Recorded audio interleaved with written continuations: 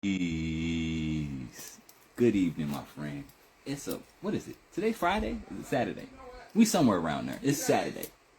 You guys literally accuse me of cursing out one of my colleagues and physically threatening her. Thank you. They did try that, but because that is so easy to disprove. But what they assumed was that I wasn't going to see this through. Yeah, because they expect people to just throw things off. They expect to wear you down. Of course that was fast. I was driving. You know that, Crystal. You knew that already. What are you talking about? I'm on live. So I went live. So right now it's conversations with me and my mentor, Dr. Milton Mills. Oh, okay. And so I just turned it on, so none of the other conversations were had. And so I wouldn't mind. Crystal jumped in here and was like, "Oh, that was fast." I'm like, "Yeah, I was driving. Right. What do you expect?" And if I had been driving, we'd have been here 20 minutes ago. Right? We've been here faster because he drives faster than I do. Yes, definitely a speed demon. So, for those that have just joined her, there's 9 of you. I am sitting with my mentor, Dr. Milton Mills. And if he wants to get on camera, I'll go sit over there where he's sitting. But we're going to have some conversations, and I'm opening it up to you to ask some questions. So, if you don't know who Dr. Milton Mills is, he is... You can turn and I'll say hi. There we go. Hey, everybody. There you go. Bada bing, bada boom. So if you already missed the conversation about when I stole my car back and had to drive around on a milk crate, but that's for another time. So if you all don't know who Dr. Milton Mills is, he is the primary doctor that was on What the Health and all these other documentaries. And the only black thing in there. He is the GOAT when it comes to this. Well, thank you. That's very kind of you. Advocating for this plant-based vegan lifestyle, and we just came back from the Black Vegan Experience Gospel Edition down in Richmond, Virginia, and it was a great time. It was awesome. We spread and disseminated some good knowledge, so I figured might as well continue and keep that rolling on this Saturday evening. So, because God wants people to be plant-based. There we go. Okay. So the part of the reason why we're doing this is because he is an internist, a medical doctor who does and sees sick people day in and day out. And before he prescribes them medicine, or while I'm prescribing the medicine, either or while he chooses to use nutrition as a method to help people get and reverse the issues that they're going on. Because upon my research, 8 of the top 10 killers of Americans are all lifestyle illnesses. Absolutely. Every single last one of them. Diabetes. Well, diabetes isn't first. The first one is heart disease. And that's been number 1 for 20 years running. Cancer.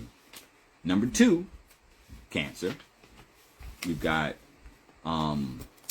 pulmonary disease, meaning that stuff going on with your lungs, which is also typically due to inflammation and or excess mucus, which is due to the dairy and the meat from the inflammation. Right. Then you've got hypertension, high blood pressure, stroke, which I lump strokes under heart disease, even though I know it's different. No, because actually, most physicians see stroke as related to hypertension, because that's the number 1 risk factor. Is damaged blood vessels then either get blocked or rupture. Okay, see, There we go. And that's why this is my mentor. So some of the times when I'm speaking to you all, you ain't hearing my words, you hearing his. That I've incorporated into my lexicon.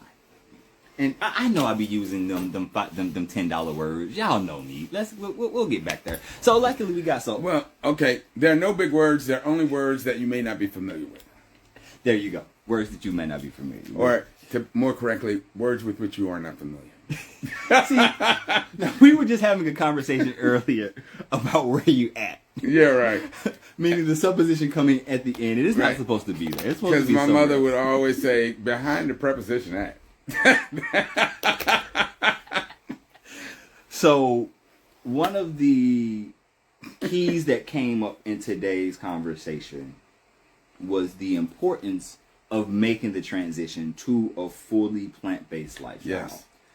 One of the main reasons for that, and we were talking about this on the way back, is that the human biology was not designed by nature to properly digest meat. And people will say, "Oh, we've evolved to digest meat." No, we have not. No, not quite. Because if we had evolved to digest meat, that means we would be able to go bite into the flesh of this animal without cooking it and be able to digest the skin, the fur, the feathers, and or bone. You know, I'm sitting over here wishing I had something yellow to throw in like a penalty flag. Because you cannot consume any, like when we eat, if we tried to eat those things, it would disrupt our digestive system so bad. So our biology is not designed for it. Number Coach, one, can I ask you a question? our digestive system is too long. What do 90% of Americans choke to death on every year? What do 90% of Americans choke? 90% of Americans who die of choking, what is it that they choke? They're choking on meat. Meat, exactly. Because they don't masticate it. Well, and our upper airway, our upper digestive tract is not designed to swallow it. Correct. And so let's look at physiology again. We'll look at physiology. Because we talked about our gut. That's one area that we don't. Our gut acidity level isn't high enough. One. But if we just look at these things called teeth, you see, canine. They call these canines. What is this ripping into? Tell me, what is that ripping into? Like, what skin is that going to break, except for some human skin, maybe? Think of it like this, Coach. Canines are like wings. They are canines, and wings are wings, but a hummingbird's wings are not like the wings of an eagle. This is true. That's why they have. Okay, they're designed to do different things. The canines of a carnivore are designed to rip and tears. Ours are not designed to rip in the flesh. Not at all. They're designed to open an envelope. Correct. And if you really look at it, the canines of a true carnivore, they come together and they're like scissors. Well, no, those are the molars. The molars are blade shaped and slide past each other in a slicing motion. Their canines literally come down and literally rip open like a knife. Okay, so yeah, this is why I have these conversations, because I'm a forever student. So when you look at that, they don't have molars like we have in the no crushing, because they don't masticate their food. Okay, let me break this word down. They don't chew their food. Yes. They bite and swallow. And, right there you go. So when you look at us, first off, our jaws are designed to masticate. They move like this. They move back and forth, inside to side, across each other, horizontal. Carnivores slide past each other, vertical. They only go up and down. They don't have this lateral movement. And then our meat, our teeth are meant for crushing things and grinding things. What needs to be crushed and grind? Grains, fiber. So just by our physiology alone, we weren't designed. I don't care what you think evolution did. It didn't do anything, because once we invented technology, evolution stopped. There's another part for you. And then, so one of the questions that got asked from the audience, and I get this all the time. What about the book, Eating for Your Blood Type? Oh, my God. So I learned something new today. You want me to go apoplectic again, don't you? I do, because so right now we're doing a recap of all the things that we discussed then, so that this audience that question made me curse in church, and I had to ask for forgiveness. Okay. Yes. I'm serious. I was actually ashamed, and I had to ask God. But that's because the same way that you are with eating for your blood type and meat is the same way that I am with intermittent fasting. And with intermittent fasting, and I don't know if you want to. Yeah. So jaw motion. See, and that's why I love my mentor. He already has a complete presentation about the physiology and the jaw structure and motor action of animals and humans. Yeah, let me get this centered so you can. This is see. My knowledge ain't just mine. I get it from everywhere. So the reason why that book, Eating for Your Blood Type, is a problem is most people don't understand what blood types are. The reason why there's A, B, and O, and I learned this today because I never really looked into blood type that deep. I just knew that book didn't make sense to me when I read it, because they say that people that have O blood type, they need they need the extra iron and all this stuff. Oh Well, my God. you can get iron from lentils. Okay. You can get iron from so many other places, and it's more bioavailable than the heme iron in meat. But that'll take us down a whole nother track. Well, no, that's the right track that we're on. So there is no right way to eat for your blood type. That book is one, outdated, and two, and it's based for us, on nothing. For those that are melanated, that book was written by somebody that was not. So our physiologies, just going from culture to culture, or melanated and non-melanated, our physiologies are different. So that means we have to consume things that are different, but they're still humanoid at the end of the day. So their bodies were still designed for and to run on plants. Now, the reason why, again, I'm going to stay on physiology for this. There is no nutrient in flesh that feeds your brain. Because our brain's source of energy is glucose. There's no glucose in meat. There's no glucose in dairy. It has to be created from the protein. So, by eating these foods, you're actually, and I'm going to make this statement, and it may not be true, by eating meat, you're making yourself dumber. No, that's actually true. I just don't have I don't have the studies to prove it, because I don't know if they've actually tried that yet. But if the thought is you need glucose for your brain to function at a high level, and you're eating meat and avoiding fruits and vegetables, that means your body's not getting enough glucose, so you're running on not enough energy. And when your body doesn't have enough energy, it's still energy from everywhere else to try to give it to your brain, and so that's still not enough. Actually, Coach, I think that they have done studies where they fed people different types of diet and measured their mental acuity and agility, and showed that when people were eating high-fat, high animal protein diets, they could not perform as well cognitively as when people were eating a high carb diet. And the reason for that is there's no fuel. There's no brain fuel. So one of the misnomers, the miseducation that is spread often, is that we need to avoid carbs. And that's because in America we have equated carbs with processed foods. Right. We need to avoid the Mr. Hyde type carbs. I don't even say that. What we need to avoid are processed foods. I'm just going to say that, because I'm not even going to call... So first off, processed foods are not real food, so I'm not going to label them as a carb. Well, so a carbohydrate, by definition, means that you have this molecule and this molecule. And once you've processed it, those molecules aren't there anymore. Yeah. So it's not a carb. All right. Well, can I ask you, do you remember the story of Dr. Jekyll and Mr. Hyde? I remember it, but not enough to see it. So Dr. Jekyll was this good doctor who took good care of people and everybody loved him. But for some strange reason, he invented a potion that when he drank it turned him into a monster. Mm-hmm. And Mr. Hyde. So I think of natural fiber-containing carbohydrates as Dr. Jekyll. Okay. The good guy. Mr. Hyde is the shit we make when we take the carbs that God made, strip them of their fiber and nutrients, and make them processed. And now they're destructive and evil and harm us. Yep. Like Mr. Hyde. Because they've been denatured. So right.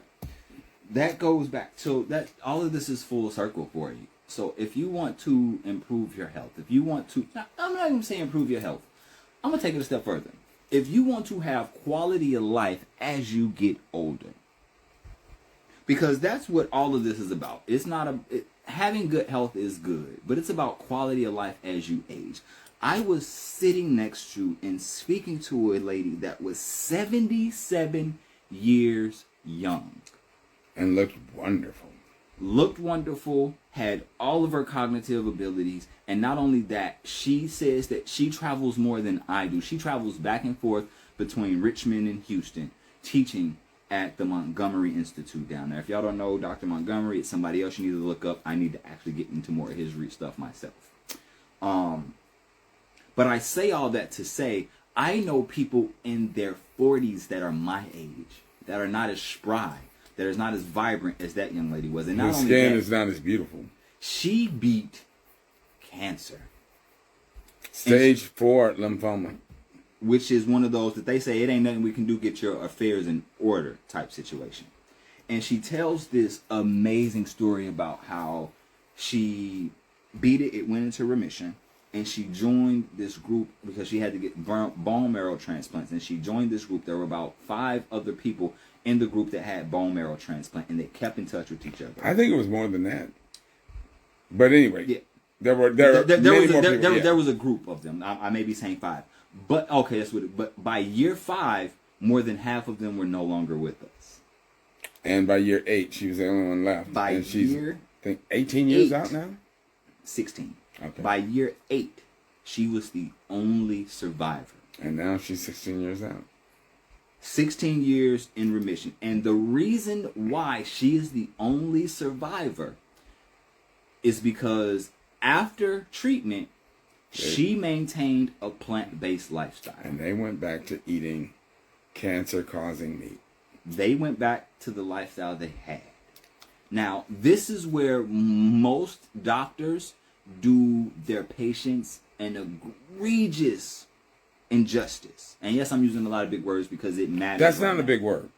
Well, it's a descriptive word. It is a descriptive word. But for the average American, it may be a big word. But anyway, the reason why it's so egregious is because they treat people and then don't give them the knowledge that they need to keep that treatment in place. Refer them to Diet and Cancer. Say it again? Refer them to my lecture, Diet and Cancer, which will explain all that. Now, you can always go to Dr. Mills' website, which we will be revamping. drmills.com. Dr. Milton Mills, plantbasednation.com. Dr. Milton Mills, plantbasednation.com. See, we even got to get him a different website where it's just drmiltonmills.com. Because that's too much. I want because I'm trying to create a plant-based okay, nation. so we'll just make it plantbasednation.com. So either way, I'll work on it at the back end. So Dr. Milton Mills, plantbasednation.com, or just Google him and his website will come up. And there's a Diet and Cancer. And there's a diet. Yes. Everything. There you go. So please go watch that video. And soon it will be on his YouTube channel, so you can just go straight there and make life even easier for us. But all of that was said to say, to improve the quality of your life, you need to make changes. And not small changes. Well, they're small in the essence that you can either eat to live or you can eat to die. Yes. Because when you put food through your mouth, it's doing one of two things. It's helping you or it's hurting you. And this is not me pontificating. This is not me just saying stuff to scare you. There's proven, there's study after study. It's the truth. And for those who can't spit. No, that's how we say truth in the hood. Yeah, it's truth. the TRUFF. That's why I say it's the truth. Yeah. But you didn't say truth. I said truth. I don't. Just like when I say her, her is spelled HARR. There's no I in it. But either way, hey, peace, what's going on, my friends? So, So my 3, I'll do a recap and do 3 takeaways since there's not a lot here, and I'll get off of here and I apologize, folks, for messing with Rob the entire time. This is perfect. This is what they used to. Right? Oh, okay. Because So this is when I say that I do better speaking extemporaneously, because I can jump on here, answer questions, or I'll have an outline and I can speak from that outline. Because when I try to do scripted, it sounds scripted. Yeah. Okay. Show them the John motion up. I want to see this. Let's unplug this thing. And so real quick, it's in reverse, but y'all can see. You see jaw motion and molar action. You see? Side to side, lateral. Herbivores, flat molars, horizontally sliding across. Carnivores, sharp molars, sliding past vertically. So if your molars sliding past each other vertically, you're supposed to masticate food, not rip and swallow. Which is why, again, your stomach acidity level is not high enough. Because there's all bones. Forget even the bones. To digest meat that hasn't been masticated. Right. True. But that's carnivores also, don't even chew. Yeah. But that's also why you can't digest. You're backed up so much. because you have decaying flesh sitting in your digestive Why system. you get food poisoning? Or you get food poisoning. Or like the young lady that we were talking about earlier, she said that her son came to her and said that he's not eating meat anymore because there's worms in it. And she was like, well, but this was before she went completely plant-based. She was like, well, I cooked it so those worms are dead. And he looked at her and said, I'm still not eating it. She Because said, it's got why? dead worms. Because now it's just got cooked worms. That is the epitome of youth. Okay. And at least he didn't say, it. Mama, you nasty. And now the argument is going to be, because a buddy of mine posted a video about him eating fish, and he saw the parasite and he pulled it and posted it. And I posted, and this is exactly why I promote a plant-based lifestyle. And people were coming for me in the comments saying, you know, fruit has parasites too. No, it doesn't. It may have bugs. Right. Bugs and parasites are different. And we if it does don't eat the bugs. And if it does have parasites, or it does end up with E. coli, as it does end up with Listeria, or it does end up with all these other things, it's because it was cross-contaminated with animal It doesn't feces. naturally contain those things. Never. It does not naturally contain those things. Correct. That's BS. That's male bovine fertilizer. So when you get the recall of the packaged kale or the spinach that just happened a few months ago, it's because that crop got sprayed with some fertilizer where that cow had eaten some things and it wasn't sitting right. That's how it ended up in the human. So miss me with that, oh, there are parasites in fruit. That's a lie. Too. There's not. Because if there's a parasite in the fruit, guess what? It starts to rot. And we don't eat rotten fruit.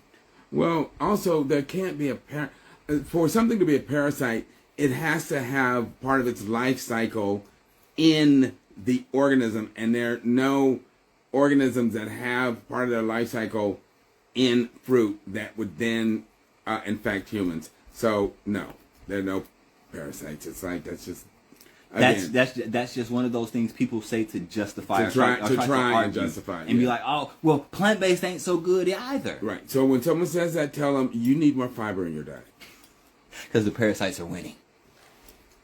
Because you are FOS. So, and fiber. That's a huge thing that we were discussing ourselves. Yes. So the importance of fiber goes back to the importance of the gut microbiome. Absolutely. And Doc just put me onto some game about how a study came out talking about the fetal brain development of children or parent of let me untie my tongue and try this sentence again. Let me pull it out. There you go. Fetal brain development. The fetal brain development of children of mothers who ate high fiber diets versus those who had a low fiber diet, and it showed like 86%. If my memory, because I'm better. Here, let me pull it up so that we give them correct stats. There we go. See, keep me in line. But either way, it go to show the gist of it was the more fiber a mother eats while pregnant, the better cognitive ability the child has. The faster the rate at which they speak or have delayed cognitive ability. Right. So, for those that are in their childbearing years or raising children, 2017 analysis in the American Journal of Lifestyle Medicine concluded that 95% of adults and children don't consume enough fiber. The lowest intake of dietary fiber during pregnancy were associated with a 51% increase in risk of delayed communication. I'll read that again because my tongue got tied. The lowest intakes of dietary fiber during pregnancy were associated with a 51% increased risk of delayed communication and a 45% increased risk of delayed fine motor skills. So that means the ability to pick up things or to speak, as well as the delayed development in the problem solving and social skills. So I'll just pause right there, and because I'm focused on our community. Oftentimes, we send our children to a public school and they are put in a remedial or a slow class or they are deemed with ADHD, or all of these or other delayed development because your mama ate bullshit. She ate at McDonald's. Part and she of ate that, garbage. And part of that is because in our community, we treat fruits and vegetables like the plague. And in our less economically inclined, our poor, let's stop using all these, and for our poorer community, they don't have access to because the they live fresh in fruits food and deserts. vegetables. So it makes sense that our children are seen with these problems, but it doesn't have to be that way. You can get more fiber just by now. I love the fact that even though you're in a food desert, there's still a Dollar Tree, a Family Dollar. They sell canned goods. They have a frozen section, so you can still go and get the foods you need inexpensively. And there are frequently farmers markets that will come into inner city areas several times a week. You can go there and get actually fresh, often organic And high produce, quality. high quality produce, very inexpensively. Beautiful. So we have to make it a point to be healthy and to take care of our children. We have to. But the fact that this shows that the development of our babies' brains is dependent on fiber intake in the mother means we have got to eat healthier. Other studies show that women who eat a more plant-based diet have fewer pregnancy complications, less hyperemesis, morning sickness, and easier labor. And I'm going to add to that, they are they're not as nutrient deficient. Right. Oh, and then super important. Women who drink cow's milk during pregnancy end up having more vaginal tearing, pelvic floor injuries, urinary incontinence long term, and painful sexual intercourse throughout their lives. Stay away from cow's milk. Cow's milk is super It's toxic to women and to their babies. Cow's milk is only supposed to be given to baby cows because it's a growth. So, because you made this point earlier, all plant-based mammals eat animal Protein. at protein at one stage in life. During Only their rapid one growth. stage. And that's in that child, from the adolescence to from infancy to adolescence. That's actually infancy to toddlerhood. They stop. Yeah, because adolescence is like 7. Right, they stop eating Toddler, animal protein when they're weaned. So from infancy to toddler. Yeah. So we're talking 3 years at most. At most. At most. After 3 years, what you are giving your child is super growth hormone. And this is why I don't even promote cow's milk. Because what other mammal on this earth drinks milk from another animal? It's unheard of. Because they know naturally that this is meant to get you, it's like an atom bomb. It's meant to give you so much energy, so much growth, so that you can become a toddler, an adolescent, and full-grown adult, so that you can get everything that you didn't get in the beginning growth phase. And to go back to the growth phase, the reason why fiber is so important to your brain connection is because when you are formed in your mother's belly, the first thing that's formed as a fetus is your gut. Now, we can sit here and think about why that is, but now it makes so much more importance on why all of these studies are coming out showing that the better your gut bacteria is, the better your health is, and that the beginning of all healing starts in the gut. Yeah. So before you can heal anything, like one of the protocols that I have for my clients that are severely off, the first thing, no, you're fine. The first thing is this is if they're not on super medications and we can guide them. A 3-day water fast, followed by 3 days of juice fast, followed by 3 days of refeeding with raw food. This is how we're going to reset your gut microbiome. And if we can get you to water fast for longer, we could, but I don't want to risk it because for most people it would send them into ketosis, and it would release too much toxins. And it should be done under supervision, yeah. And it would release too much toxins into the bloodstream at one time. This is why oftentimes after going on a juice fast or after doing any kind of fast, you get a little sick or you feel low energy. It's because so take it a step back. When your body has excess chemicals, excess toxins, your body is meant to protect you. So instead of leaving these things roaming through your bloodstream, it stores them in your fat. Now, when you're fasting, there's no more glycogen in your muscles or glucose in your blood to feed your body. That's gone after day 1. By day 2, now your body starts to break down the fat for fuel. Well, as it breaks down that fat for fuel, guess what is released? All of the toxins that fat cell was holding are released back into your bloodstream. So now your liver, your kidneys have to filter this all over again.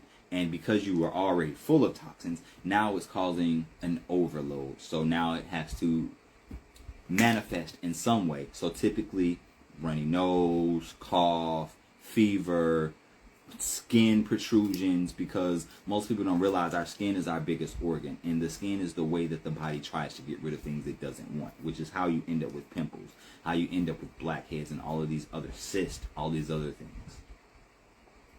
Where did I even start with that? See, this is where sometimes I have to have my notepad because I can get way off in the left field. We were talking about the gut microbe, so bringing it all the back. So that's why everything is full circle with this health thing, because everything is tied to the next thing. So when you detoxify your life, you are removing the toxins, you're removing the processed food, all of the... This is one of the things that irks me the most about these food-like substances are the preservatives. And this thought came to me when I was younger. If it's preserved so that it can last on the shelf, what is it going to do in your body? Our bodies don't see preservatives and be like, okay, we'll remove this so that we can get the other thing to decay and break down. So if it's preserved, does that mean it's just preserved as it comes all the way out the other side too? Something to think about. I don't have the answer, but it's definitely something to think about. Yeah. And that's why I call it, that stuff isn't food. It's food-like substances. And unfortunately, 70 to 75% of what we call grocery stores now are food-like substances.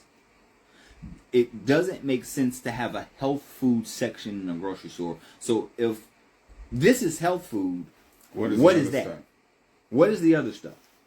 Somebody answer. If there's 3 people in here, if y'all are paying attention, if there's a health food section, what is the other stuff? I'm interested to know. I mean, y'all may have an answer, y'all may not. It is a rhetorical question, but if you have an answer, I'd love to hear it. Yeah, and you have to realize that these chemicals and stuff are things that our bodies, our physiology have never seen. Mm-hmm. So we don't have enzymes and physiologic process to break that crap down. And that's also, in my opinion, why cancer has continued to rise year after year. That and constant exposure to cancer causing substances, yes, absolutely. Yeah, but that's because the cancer causing substances are in the food like substances. Yeah. And so it always astonishes me when living in this Western culture that doctors go to school for 4 to 7 years and they only take 2 nutritional courses. If that. That still does not make sense to me. How can you understand the body without... Can I interrupt you? Because, yeah, please. This is a conversation between me and you. They're just here. Because it's your impression gives too much credit to what medical school teaches about nutrition. They teach about vitamins, and that if you don't get vitamin C, you get scurvy. If you don't get B vitamins, you get pellagra and things that we never ever see anymore. If you don't get enough D3, you'll have weak bones, and you can get rickets. There is nothing about overnutrition and how excess consumption of animal fat, animal protein, and inflammation-causing products promote the development of chronic disease. So that's why I don't even want you to give the impression that there is a course that educates people in that regard. There's nothing. Yeah, I know nothing. And that's what frustrates me about this system is that. So for all intents and purposes, there is no nutrition education. Okay. Okay. So what you're saying is the nutrition classes that they do take is just about the micronutrients. There's physiologic discussion of vitamins and their impact on preventing diseases we don't see anymore. Say that. Okay. Got you. That ain't nothing about nutrition. No, that makes my statement even more profound. Okay. Because how can you understand the thing that you're trying to fix if you don't understand what builds it? And that's the key point, that Western medicine does not believe that diet causes chronic disease. And that is the fundamental problem. Correct. Because it's the whole germ theory or the disease theory. And that's they are not still true. Operating on an outmoded theorem about how disease develops. Correct. And it is exacerbating the problems that we are seeing in our healthcare system. Absolutely. Because it's like you're watching a road that has been washed out and cars are falling off the end of this wash-off road, and people are ignoring that and saying that, well, we have to build better roads. No, dear. The road is washed out and people are falling off the end of it. It's not about building better roads. It's about fixing this one. Well, it's about fixing the infrastructure that caused the road to crumble in the first place. Right.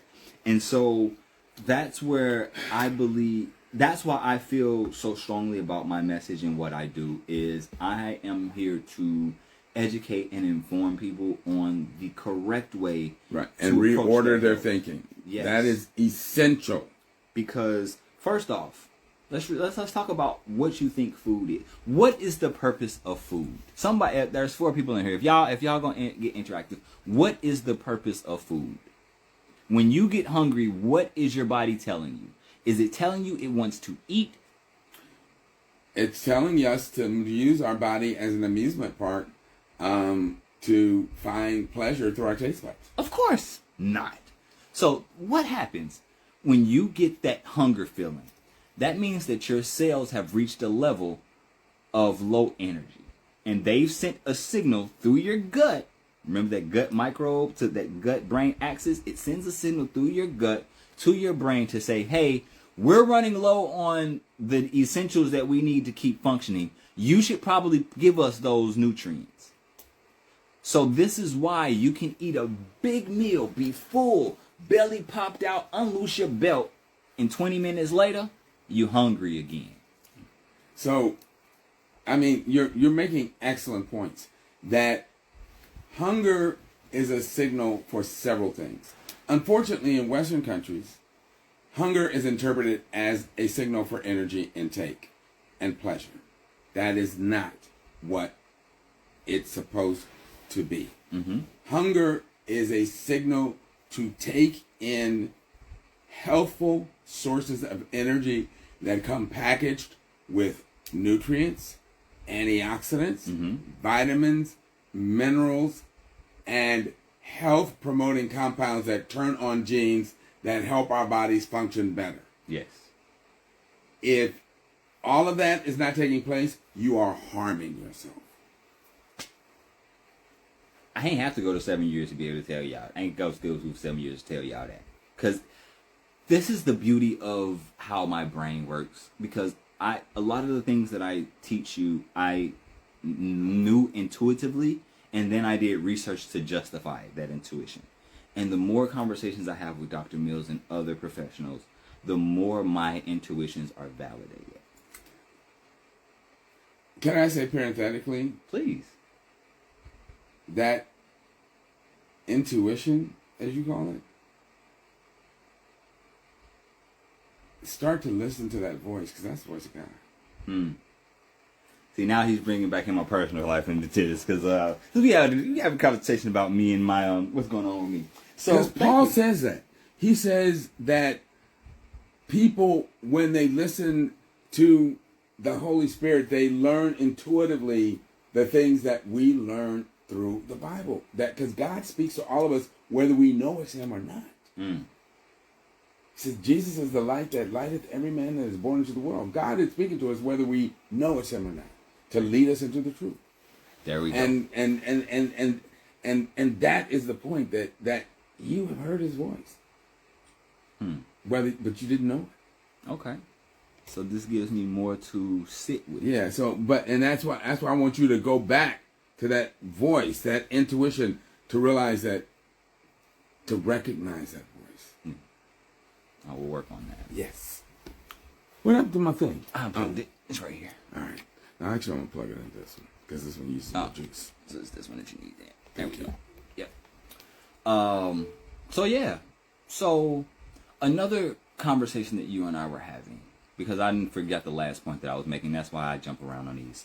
No, you were making a point about the intuition about the importance of food, the nutrition, bringing nutrients along with the energy, and programming your genes to create healthful compounds, and not just be a vehicle for a recreational idiocy. See, that is part of this post-colonization mindset, that we're to use our bodies like an amusement park and indulge in reckless, destructive pleasure. That is such a sick mindset, and it's what's destroying the world. It's what's destroying our health. To think that we're to just seek mindless, destructive, meaningless pleasure. No, that is never the goal. That is never the end. Every endeavor is supposed to create good, and if it's not creating good, it is creating harm. Heard it directly from the man himself. So you said it twice, and it was going to be the next thing that I went to, because we talked about it earlier about epigenetics and how food is either turning on or turning off. Right. Things in your epigenetics. And for those who don't know what epigenetics is, it's the code in your DNA that allows you to... So, what epigenetics, the word literally means above the genome. And what it is all of our DNA, our DNA does not change. Okay? The DNA you got from your mother and your father, set in stone. But that DNA is wrapped around these proteins called histone proteins. And the plant food that we eat modify those histone proteins. And they modify them in ways that make it more likely that healthful genes are turned on and unhealthy genes are turned off. Equally importantly, those changes can then be transmitted to our progeny down by 3 generations. Okay? If you are not eating plant food. So you can think of it like a computer. You go out and buy a laptop. You and I can go to the same, we both can go to Best Buy, buy the same model laptop, but how those laptops will operate depends on what software we load on them. Yep. What you do with them, what websites you go to. But most importantly, what software we put on. Plant foods are like software. They program our DNA. And if we're not eating healthy plant foods, if we're eating Burger King and Popeyes and all of this crap, we are literally putting deadly software into our DNA that is programming our genes for ill health. And then we pass that down to our kids. And that's why, as you had mentioned earlier today, you get essentially generational curses where disease runs in families. And that's where it was bringing us back to, oh, Sebek, my brother, good God, good to see you in here. So we were talking about that earlier and the passing on, because my speech today was about generational health. And that is my mission. And I probably need to change my bio and all of that because I'm working on my book. Because generational health is important. Because that's why I started this. That is a great title for a book. That is, it is. That's the book I've been working on. The outline is done in my head. I just haven't, like, the whole story. That's why I came up with the story of the father and the son, because that's going to be the first chapter. Because it's me as a father that Coach made Rob the and generational health. That has to be your brand. Mm-hmm. That's what I've been working on, and that's probably why it hasn't worked, because I've been going on weight loss and going where I think people need me, but I need to just don't say it hasn't worked. It just hasn't gelled yet. Yeah, because it's coming together. Yeah, it is. And thank you. Jesus took 30 years to get his program together. I mean, Thank you for that rewording. I appreciate that. I appreciate it. But also the conversation that we just had earlier about when you first moved down here, that you were in your 30s. And so I'm only a few years away from that, man. And so I put all of this pressure on myself to have all of my ish in order and things in place because I'm 43 years old. Stop that. Your life is your journey, not somebody else's. I know. But when I was younger, I wrote this whole vision of what things were supposed to be. Throw that shit out. I got to stop cursing. Throw that out. No, you don't. It's part of you. Plus, your life expectancy is 105. It is. So you got a lot of time. But that's what listening to the sister earlier and listening to you helped me realize I've got 22 years to get to where you are, Doc. I mean, age-wise. And I'm like just in my mind, I got another 40 years I got to work with. Exactly. So I'm putting all this pressure on myself. Now, my parents can live to be 91 eating garbage. I feel like I got you know what I'm saying? There you go. So to circle back to generational health, I do what I do is because first off, I grew up without grandparents. I only had my parents. My sons are growing up without grandparents. So that is 2 generations of men who is missing vital information. Right. And I tear up every time I think about this. There are conversations that I needed to have with my mom that I never had because I didn't have the courage to ask those questions. And now I don't get the opportunity. And then, same thing happened with my dad. I had questions I wanted to ask him. He was just too stubborn to talk. But then, now I don't have that opportunity. So, I vowed when I lost my mom and I found out that my first son was about to be born, I was going to see my great-grandchildren. Not my grandchildren. I was going to see my great-grandchildren. And that's what helped me make the transition to this plant-based lifestyle. Because I know that if I continued down the path that I wasn't going to make it to my 70s. I wasn't. Now, although I'm thin does not mean healthy. Put necessarily, man. Necessarily. Because I ate like crap. I drank a lot of alcohol. And all of those things increase your risk of disease. So I vowed that I would see my son's son. Not just my son's son, but my son's son's son. Because I want to be able to answer questions for them when they get older. So I would like for you to think about who you've lost. Think about the questions that you've wanted to ask. Or the family history that is no longer able to be given because it's not there. Right now, I'd love to know more about where my grandma was from on my dad's side. Because they was from Mississippi. Yeah, me too. I don't get none of that. So it's important not just for you and your quality of life, but for your children and the generations that come after them, for you to be around, because you lived through the 70s, the 80s, the 90s, and those were some very volatile years.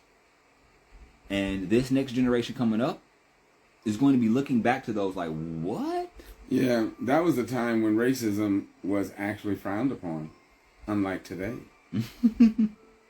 Sorry, I had to throw that little political point. I know. But this is why I love these conversations, is because, and I'll never stop you from talking about it, because it's you. So I'm going to end this live so that we can just. Yeah, it's almost midnight, so we've been on here for an hour. So 3 keys to walk away with, because I always want to leave you with something practical that you can implement. The first thing that I would recommend you do is look around to your life and ask yourself, what reasons do I have to have a better or a longer quality of life? That may be your children. That may be a goal you want to achieve, a business you want to start, whatever it is. The second thing that I want you to do is to go take time, and after you've eaten something, see how it makes your body feel. Become more self-aware. Mm-hmm. Most of us just go through our days not knowing, and I'm saying this for myself included, because I've realized that I've been taking supplements and doing different things to see how it's going to change, but I didn't know how I felt before. So I'm not just talking to you. So can I be more aware? Yeah. Add something in there? Please. Not only be self-aware after you eat something, but before you eat something, ask yourself, what is this food going to do for me? Mm-hmm. What is it going to tell my genes to do? Is it going to tell my genes to manufacture a bunch of compounds that are going to help me think better, help me function better, help my muscles move better? Or is it going to have my genes out twerking in dirty underwear? Yeah. I love the analogies that this man comes up with. I mean, is it going to make me have a headache, forgetful, tired, make my joints ache, make me, not do anything, make me cranky and get in arguments with people? Because that's what bad food does. Mm-hmm. And if that's what it does, then you need to eat differently. Mm-hmm. So 2 keys. Third key, and this is going to be completely not nutrition oriented at all, and it's one of my 6 pillars of health, and it's often overlooked. Sleep. Quality. Not just a lot of sleep, but quality sleep. Because you can eat good. You can exercise. But none of that matters if you don't sleep. And why is that? Because eating is not when your body does the healing. Working out is not when your body builds the muscle. Your body does all of its restorative processes during sleep. And more in deep sleep in REM than in light sleep, because there's different stages of sleep. And I gotta add something after you finish your thought. Please, absolutely. No, I want you to finish. No, so that was the thought. So okay. There is, if you want to actually see the benefits of eating better and moving better, you have to get quality sleep. Yes. All right. So what I'm as they say, not piggyback, but veggie back onto that, is that new research into dementia is showing that the importance of sleep is incredibly important to the brain. Why? Mm-hmm. Because that's when the brain does its housekeeping. Mm-hmm. So your brain weighs about 3 pounds, 2.5, 3 pounds, which means it's only about 3% of your body weight. But it accounts for 25% of all the energy you burn every single day. Mm. When you think of that ratio of body weight to energy utilization, it's 25% of the energy you burn, 20% of the oxygen you use, 40% of the glucose you burn. It is a phenomenal metabolic rate. So you can think of that as just think of your house. And think if you had 400 people coming through your house every single day, you wouldn't have time to keep up with cleaning it during the day. You would only be able to clean it out, mop it, sweep it, get all the dirt out at night after you shut the door. Yeah. But if you never shut the doors, if you never cleaned it up, what happens? Stuff begins to accumulate. Mm-hmm. You get crap on your floor. You get, stains, a mat of, tangled mess. And you eventually end up with amyloid plaques, neurofibrillary tangles, and dementia. There you go. So you need that restorative sleep so your brain can clean itself out, get rid of that debris from all that metabolic activity, and get ready for the next day. There you go. Critically important. There you go. So those are your 3 keys to walk away with today. Eat better. Be aware of how the food that you're eating, and focus on better. Restorative sleep. Appreciate y'all for joining me. It's always a pleasure. I am going to post this one, so if you're just jumping in, you can go back and rewatch. If you are watching this on a replay, make sure, or you're here live when I post it, drop into the comment section for me and tell me one thing that you took away from this live. That way the people that watch it or come across this post after you can know what some of the information is, so they know to jump in there. I appreciate y'all. Till the next time you see me, find your reason to live healthy. Peace. Do you know anybody with cancer?